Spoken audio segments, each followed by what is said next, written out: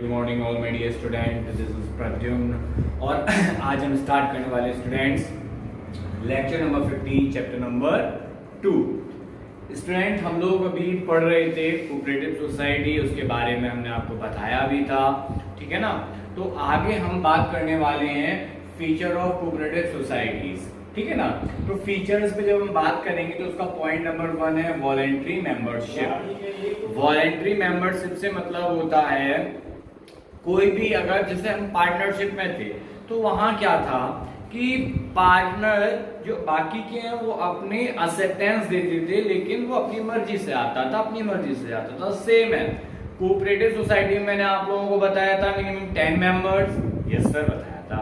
तो जो 10 मेंबर्स हैं वो जब एंट्री लेंगे या उनको अपनी मेंबरशिप छोड़ के जाना होगा, यानी सोसाइटी छोड़ के जाना होगा, तो क्या होगा वहां पे अपनी मर्जी से वो आ सकते हैं। जब उनका मन हो वो अपनी जो भी ग्रुप है फॉर्म है बिजनेस सोसाइटी का, उसको छोड़ के जा भी सकते हैं। याद रखिएगा स्टूडेंट, ऐसा नहीं होगा कि उनको अननेसेसरी फोर्सली किसी भी पर्सन के द्वारा या किसी भी ग्रुप ऑफ पर्संस के द्वारा फोर्सली उस वर्क के लिए रोका जाए, उस सोसाइटी के लिए रोका जाए स्टूडेंट्स। ओके, नेक्स्ट है पॉइंट नंबर 2 लीगल स्टेटस। जो हमारी कोऑपरेटिव सोसाइटी होती है स्टूडेंट्स, उसका अपना खुद का एक लीगल स्टेटस होता है।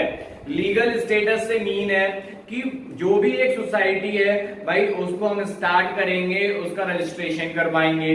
रजिस्ट्रेशन करवाने के बाद जो सोसाइटी हम जनरेट करेंगे उसकी खुद की लीगल आइडेंटिटी एक अलग बन जाएगी, यानी कि जो भी फर्म है या जो सोसाइटी है हम उसके नाम से अलग कोई भी प्रॉपर्टी असेट परचेज कर सकते हैं, लैंड परचेज कर सकते हैं, ठीक है ना। उसके नाम से हम लोन ले सकते हैं, ठीक है ना। इस टाइप के वर्क कर सकते हैं। याद रखिएगा जो भी मेंबर्स हैं कोऑपरेटिव सोसाइटी के वो अपना एक इंडिविजुअल आइडेंटिटी रखते हैं, लेकिन अकॉर्डिंग टू लॉ है ना, जो भी हमारी कोऑपरेटिव सोसाइटी होगी उसकी अपनी एक सेपरेट क्या होगी, आइडेंटिफिकेशन होगा, वो एक अलग एंटिटी होगी। ओके स्टूडेंट्स, नेक्स्ट पॉइंट है लिमिटेड लायबिलिटी। याद रखिएगा जितने भी कोऑपरेटिव सोसाइटी के मेंबर्स होंगे उनकी लायबिलिटी उनकी कैपिटल तक ही लिमिटेड होगी। याद रखना, ऐसा नहीं है जैसे हमने बात की थी सोल प्रोप्राइटरशिप में, हमने बात की थी HUF में, यहां पर क्या था लायबिलिटी अनलिमिटेड थी, है ना। हमने पार्टनरशिप में भी बात की थी, वहां पर भी लायबिलिटी अनलिमिटेड थी, है ना। लेकिन यहां पर क्या है, यहां पर लायबिलिटी अनलिमिटेड नहीं है, यानी कि जितना पैसा एक मेंबर एक कोऑपरेटिव सोसाइटी में इन्वेस्ट करेगा एज अ कैपिटल लेके आएगा, उस पर्सन की लायबिलिटी वहीं तक लिमिटेड है। ओके स्टूडेंट्स, नेक्स्ट पॉइंट है सर्विस मोटिव। सर्विस मोटिव से बात करते हैं। यहां पर जितने भी लोग एक कोऑपरेटिव सोसाइटी में मेंबर बनते जाएंगे उन सबका मोटो क्या होगा, आपस में प्रॉफिट अर्न करना और आपस में बांट लेना। अच्छा आप बताएं, अगर हम आपसे कहते हैं कि आप हमारे साथ कनेक्ट हो जाएं, ओके, और हम और आप मिलकर एक बिजनेस करते हैं, अब बताओ कि आपसे हम कहें कि हम आपको प्रॉफिट नहीं देंगे, तो क्या आप बिजनेस करोगे मेरे साथ? नहीं सर, बिल्कुल सोचेंगे भी नहीं। क्यों नहीं सोचोगे भाई, आपको भी तो उसमें क्या चाहिए भाई, पार्ट चाहिए भाई, हमें जॉब पे रख लो, है ना, बट सैलरी मत दो, है ना, तो क्यों आप जॉब करोगे?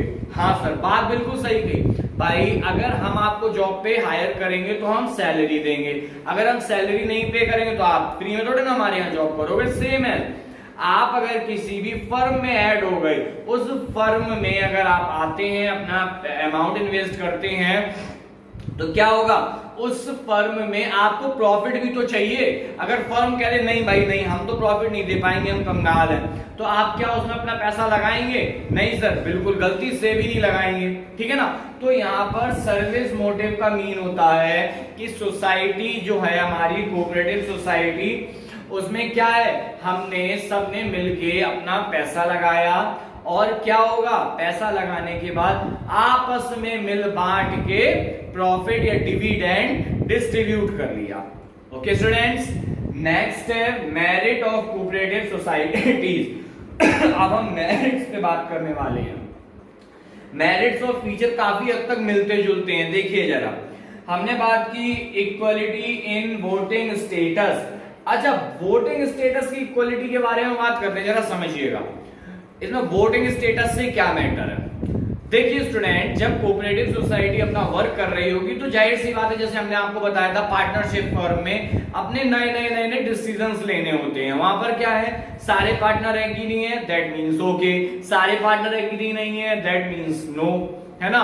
बट हम बात कर रहे हैं कोऑपरेटिव सोसाइटी की। यहाँ पर इक्वलिटी इन वोटिंग राइट से मीन है कि कोई भी डिसीजन अगर आपको अपने सोसाइटी, अपनी कोऑपरेटिव सोसाइटी से रिलेटेड लेना है तो हर मेंबर को, भाई हमने ये बताया मिनिमम 10 और मोर, ठीक है ना, तो हर मेंबर को अपना वोट करने का राइट है। मींस 1 मेंबर 1 वोट, एक मेंबर केवल एक वोट कर सकता है। ऐसा नहीं है कि हमने अगर सबसे ज्यादा पैसा लगाया अपने बिजनेस में, सपोज समझना एक एग्जांपल में, भाई एक आप हैं मेंबर, एक हम है मेंबर, मैंने पूरी सोसाइटी का 50% पैसा इन्वेस्ट कर दिया, ठीक है ना, मैं 50% कैपिटल अकेले लेके आया हूं, बाकी के आप 9 मेंबर्स हैं, ठीक है ना, क्यों, मिनिमम 10 होने चाहिए, ध्यान रखिएगा।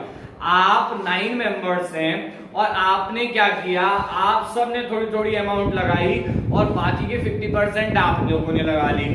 अब डिसीजन मेकिंग जब भी बात हुई, अब हम सब बैठते हैं, चलो कोई डिसीजन लेते हैं बढ़िया सा, है ना। आप लोगों ने कहा कि चलो सर एक मैनपुरी के अंदर भी ब्रांच हम स्टार्ट कर देते हैं, है ना। तो मैंने बोला कि नो, मैनपुरी के अंदर ब्रांच नहीं स्टार्ट करेंगे। आप सब 9 मेंबर्स एग्री हैं, मैं डिसएग्री हूं, क्या यहां पर, और मेरी अमाउंट कितनी है 50%, ध्यान रखना, तो क्या मेरे नो बोलने से आप सबको भी नो बोलना पड़ेगा? जी नहीं, मैंने 50% इन्वेस्ट किया है, that means okay, no problem, but मैं सिंगल पर्सन हूं, 1 मेंबर हूं और मेरा राइट केवल ओनली फॉर 1 वोट। याद रखिएगा, 1 मेंबर 1 वोट। आपकी अमाउंट कम इन्वेस्ट है तो भी कोई दिक्कत नहीं, आपको भी 1 वोट का राइट है, ठीक है students. Next point, limited liability. हमने यहां भी पढ़ा था लिमिटेड लायबिलिटी, यहां भी पढ़ लिया लिमिटेड लायबिलिटी। जो हमारी कोऑपरेटिव सोसाइटी होती है उसकी लायबिलिटी क्या होती है, लिमिटेड। जो भी मेंबर्स अपनी अमाउंट लाए वहां तक लिमिटेड, हमें अनलिमिटेड लायबिलिटी यहां पे नहीं करनी। नेक्स्ट है स्टेबल एग्जिस्टेंस। अगर हम बात करें यहां पर स्टेबल एग्जिस्टेंस की स्टूडेंट, तो इसको समझिएगा कि जैसे यहां पर, जैसे हमने आपको बताया था पार्टनरशिप में क्या था, पार्टनरशिप फर्म में किसी भी, मान लो 2 पार्टनर्स थे, उनमें डेथ हो गई, पार्टनरशिप फर्म बंद, भाई 2-3 पार्टनर अपने चले गए छोड़ के, पार्टनरशिप फर्म बंद। यहां पर क्या है कि अगर किसी भी पार्टनर की डेथ हो जाती है, अगर कोई भी पार्टनर इंसॉल्वेंट हो जाता है, अगर कोई भी पार्टनर रिटायरमेंट ले लेता है ना, उस सिचुएशन में क्या है, फर्म बंद नहीं होगी, है सर, नहीं बंद होगी। हाँ, हम नए मेंबर को लेके आएंगे और अपनी बिजनेस स्टार्ट कर देंगे, ठीक है ना। नेक्स्ट पॉइंट है इकोनॉमी इन ऑपरेशंस। अच्छा, इस पॉइंट को समझते हैं, इकोनॉमी इन ऑपरेशन, यानी कि कोई भी बिजनेस है उसमें इकोनॉमी से रिलेटेड चीजें हम यहां पर मेंशन कर लेते हैं। जरा समझना इकोनॉमी कैसे। कोऑपरेटिव सोसाइटी है, कोऑपरेटिव सोसाइटी में क्या होगा, भाई हमने पहले बताया कोऑपरेटिव सोसाइटी मींस कॉर्पोरेशन, सीधा सीधा मतलब है, ज्यादा सरदर्दी लेनी नहीं, ठीक है ना, कॉर्पोरेशन। अब होता क्या है, जैसे एक बहुत बड़ी सोसाइटी है, भाई आपने देखा होगा, आप जब भी मेट्रो सिटीज में जाते हैं तो कहीं कहीं पे 100 मंजिल की बिल्डिंग होती हैं और एक एक फ्लोर पे 4-4, 5-5 फ्लैट होते हैं। हाँ सर, होते हैं, और ऐसी कई कई बिल्डिंग्स होती हैं एक छोटी सी सोसाइटी में, है ना। मींस वहां पर बहुत सारे लोग थोड़े से स्पेस में, सॉरी प्लेस में रह रहे होते हैं। अब यहां पर समझिएगा होता क्या, वहीं के कुछ मेंबर्स मिलके एक बढ़िया सा स्टोर डाल देते हैं। समझना, कोऑपरेटिव सोसाइटी का सीधा मीन बता रहा हूं, एग्जैक्ट मीन, बिल्कुल सिंपल लैंग्वेज में। वहां के ही कुछ मेंबर मिलके 20-25 मेंबर मिलके अपना स्टोर स्टार्ट कर देते हैं। अब जरा सोचना, वहीं के मेंबर, वहीं के रहने वाले लोकल पर्सन अपनी कोऑपरेटिव सोसाइटी के मेंबर्स हैं, वही सेल परचेज भी कर रहे हैं, उनके जानने वाले आते हैं। तो बताओ, सोचो जरा, क्या यहाँ पर बैड डेट्स होगा? अच्छा, बैड डेट्स क्या होता है? हमने जो उधार माल बेच दिया उसमें जो पैसा मारा गया, जो हमें रिसीव नहीं हुआ, वो बोलते हैं बैड डेट। तो क्या बैड डेट्स होगा यहाँ? नो सर, नहीं होगा। क्या पैसा डूबेगा ज्यादा? नहीं सर, बिल्कुल नहीं डूबेगा, मैक्सिमम रिकवरी हो जाएगी। ठीक है ना, याद रखिएगा। और बात करें इकोनॉमी इन ऑपरेशन कि भाई जब हम और आप ही बिजनेस कर रहे हैं और हम आपको या हमारे जानने वालों को या हमारे फैमिली मेंबर्स भी जो सोसाइटी में रह रहे हैं उन्हीं को मटेरियल परचेज और सेल करना है, तो क्या हम अननेसेसरी प्रॉफिट उस पर कैलकुलेट करेंगे? नो सर, हम जेन्युइन रेट पर उसको सेल करेंगे। ओके स्टूडेंट्स, तो जेन्युइन रेट पर ही मटेरियल जो सोसाइटी पर के पर्सन है उनको प्रोवाइड होगा और मैक्सिमम सेल होगी। क्यों? जब वहीं के पर्सन को वहीं पे मिनिमम रेट में, मार्केट से भी कम रेट पे अगर कोई चीज अवेलेबल हो जाएगी तो मार्केट नहीं जाएगा, वो अपनी सोसाइटी से लेगा। नेक्स्ट पॉइंट है सपोर्ट फ्रॉम गवर्नमेंट।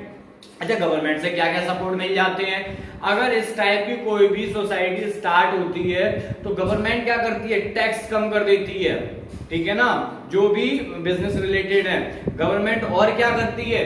अगर उस कोऑपरेटिव सोसाइटी ने कहीं से लोन ले लिया तो उस पर इंटरेस्ट की अमाउंट भी रिड्यूस कर देगी।